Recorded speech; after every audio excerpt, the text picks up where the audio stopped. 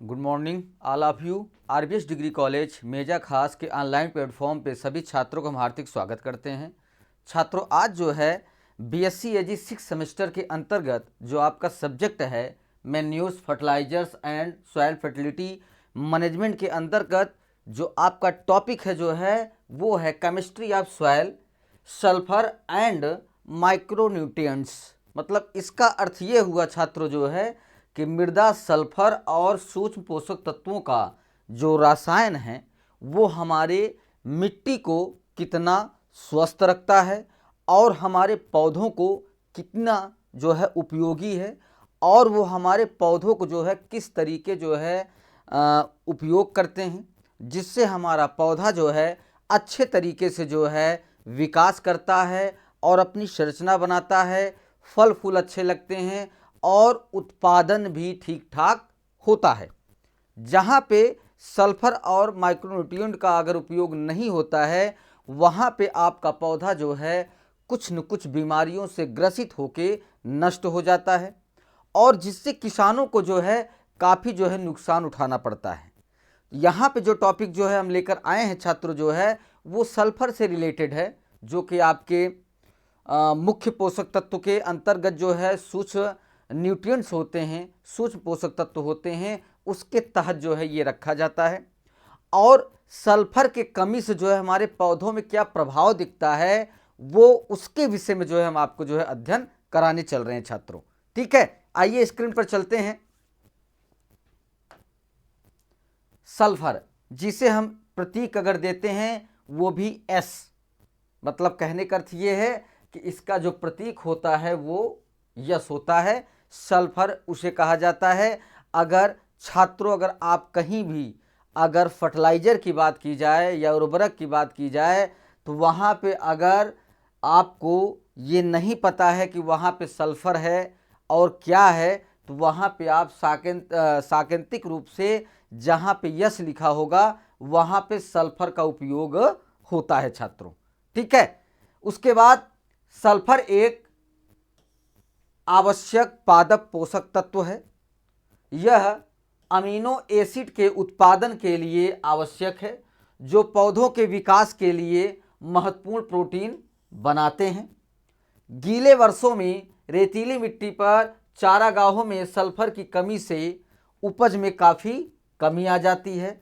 इसका अर्थ ये हुआ छात्रों जो है कि जो हमारा क्या कहते हैं रेतीली मिट्टी है, अगर वहाँ पे अगर जो है बारिश ज़्यादा हो रही है जो है तो वहाँ पे जो है जो चारागाह की जो मिट्टियाँ होती हैं जो है वहाँ से सल्फर जो है कट के या एक स्थान से दूसरे स्थान पे चले जाते हैं, जिससे हमारे उपज में अच्छी खासी कमी आती है जो हमारे किसानों के लिए बहुत ही नुकसानदेह होता है छात्रों।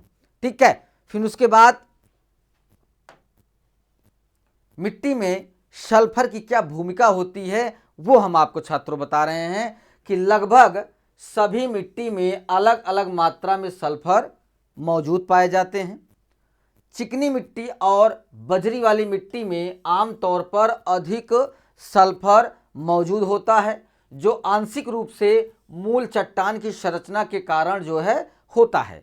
मतलब कहने का अर्थ ये है छात्रों जो है कि जो हमारी मिट्टी है वो एक तरीके से पहाड़ों के टूटने और रगड़ने से जो है मिट्टी एक जगह जो है स्थिर होके मिट्टी का निर्माण होता है और उस मिट्टी में जो कण पाए जाते हैं और क्या कहते हैं मिट्टी के जो पार्टिकल्स पाए जाते हैं उसमें हमारा सल्फर जो है पर्याप्त मात्रा में मौजूद होता है।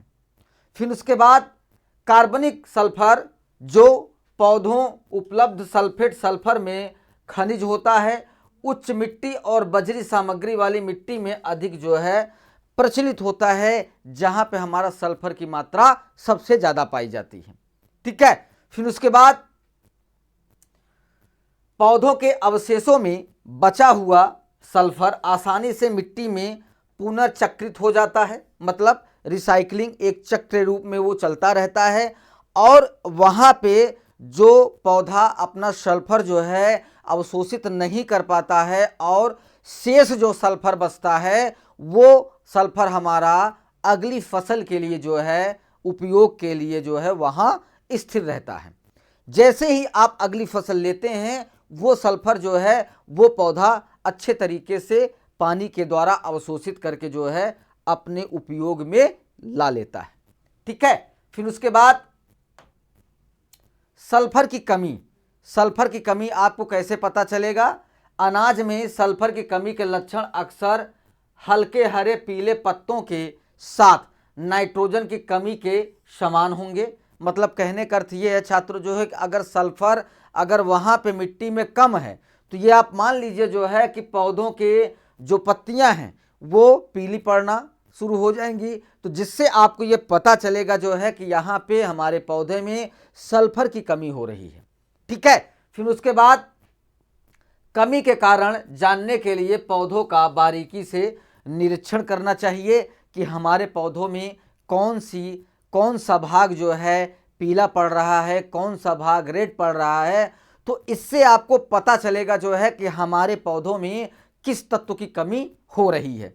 फिर उसके बाद सल्फर की कमी वाले पौधों में सबसे छोटी पत्तियां पीली हो जाती हैं, जबकि नाइट्रोजन की कमी से सबसे पुरानी पत्तियों को प्रभावित करता है। इसका अर्थ ये है छात्रों जो है कि सल्फर हमारा जो नीचे की पत्तियां हैं जो है वो एक तरीके से पीली पड़ जाती हैं, और जहाँ पे नाइट्रोजन की कमी होती है वहाँ पे जो पुरानी पत्तियां होती हैं वो उस नाइट्रोजन की कमी से सबसे ज़्यादा प्रभावित होती हैं, जो कुछ समय के बाद वो जो है या तो सूख जाएंगी या तो सड़ गल के जो है वहीं पे गिर जाएंगी जो है।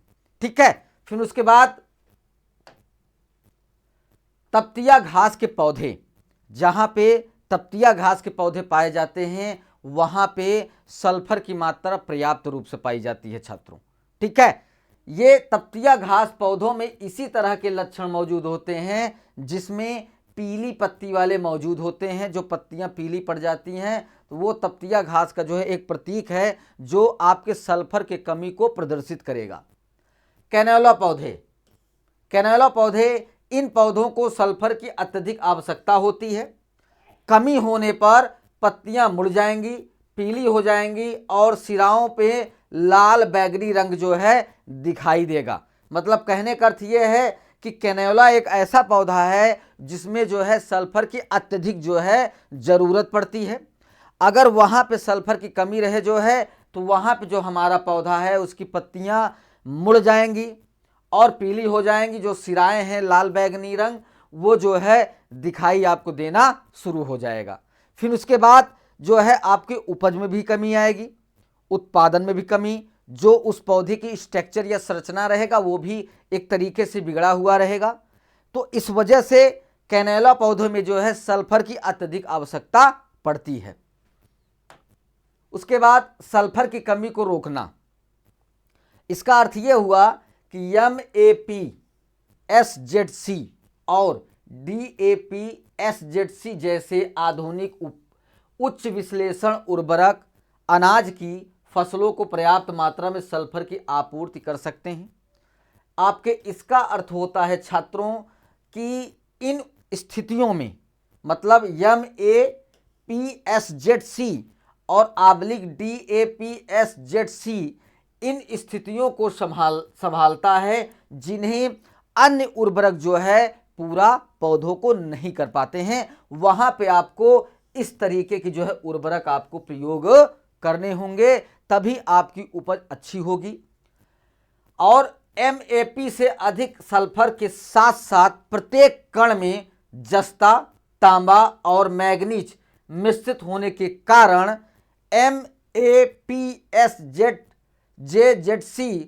कुल्डा के काल फुर्चर्स के लिए फाउंडेशन स्टार्टर उर्वरक बन गया है।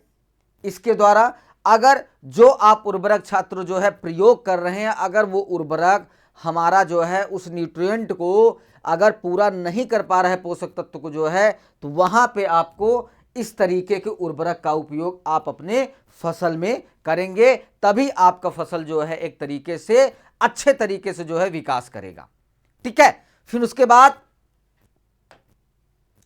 कैनोला फसलों को बीज उर्वरक का सुरक्षित, सुविधाजनक उपयोग से अधिक आवश्यकता होगी। जैसे अतिरिक्त सल्फर या तो बोने से पहले जिप्सम या बोने के बाद एमसुल लगाना चाहिए, जिससे आपके मिट्टी में जो है जो भी कमियां रहेंगी जो है वो जिप्सम और सल्फर और एमसुल के माध्यम से जो है आपकी उर्वरता जो है मिट्टी एक तरीके से संतुलन उसका बना रहेगा और हमारा पौधा जो भी हमारे पौधों को जो है मुख्य पोषक तत्व या सूक्ष्म पोषक तत्व की आवश्यकता है, अगर हमारी मिट्टी में ये सारी चीज़ें अगर उपलब्ध हैं तो पौधा अपनी ज़रूरत के अनुसार जो है उसे जल के द्वारा घुलनशील होकर पौधा उसे अवशोषित करता रहता है और पौधा अपना विकास भी करते रहता है। फिर उसके बाद सल्फर की जो आपूर्ति होती है वो हम आपको बता रहे हैं कि सल्फेट सल्फर प्लांट के लिए तत्काल उपलब्ध हो, पानी में घुलनशील हो, त्वरित अभिनय हो, रिसाव योग्य हो। फिर उसके बाद एक भारी वर्षा की घटना से नष्ट हो जाता, मतलब भारी वर्षा होने पर सल्फर हमारा एक तरीके से पानी के द्वारा जो है नष्ट होता रहता, वो एक जगह से दूसरी जगह चला जाता है, जो कि वहाँ पे हमारा पौधा जो है सल्फर के कमी को जो है कुछ न कुछ लक्षण उस पौधे के अंदर आपको दिखाई देंगे जब आपके भारी वर्षा होगी और सल्फर वहाँ से हट जाएगा। ठीक है।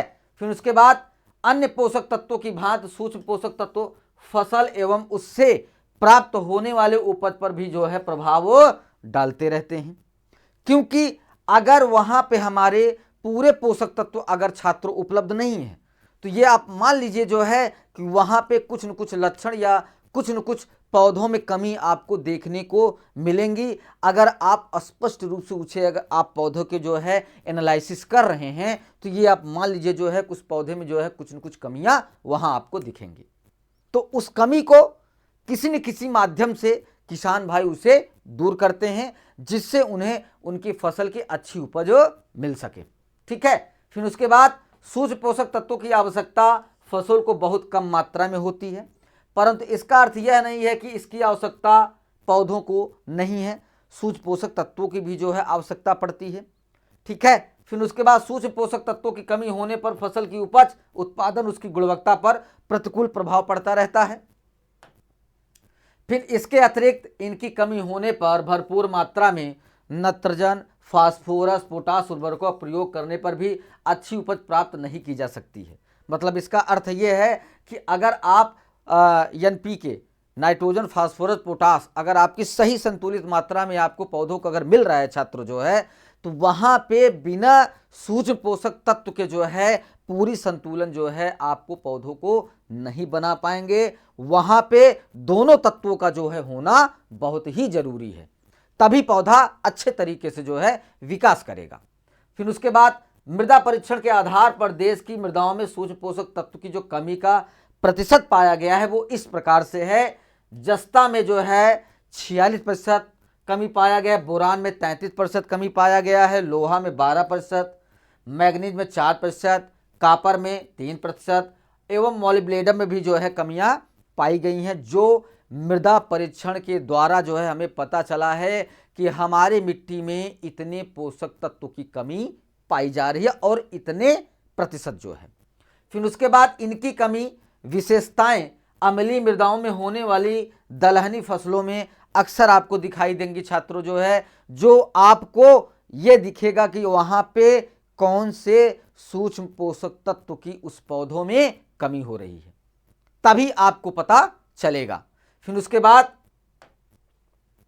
इसके अतिरिक्त सूक्ष्म पोषक तत्वों की कमी होने पर पौधों में कुछ लक्षण उत्पन्न होते हैं जिनकी जानकारी कृषक बंधुओं को होना अति आवश्यक होता है। जैसे जस्ता हमारा है, मृदा में क्षारीयता, मृदा में चूना पत्थर की अधिकता, जल भराव से ग्रसित मृदा और जैव पदार्थों की कमी होना।